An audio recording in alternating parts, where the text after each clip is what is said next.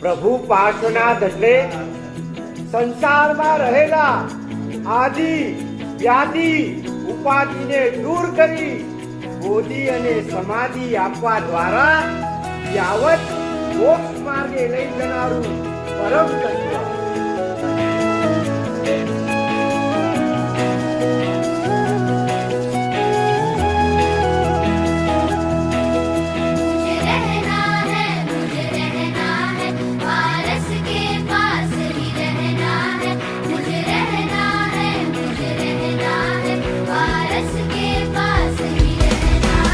मुझे रहना है, मुझे रहना है, पारस के पास ही रहना है.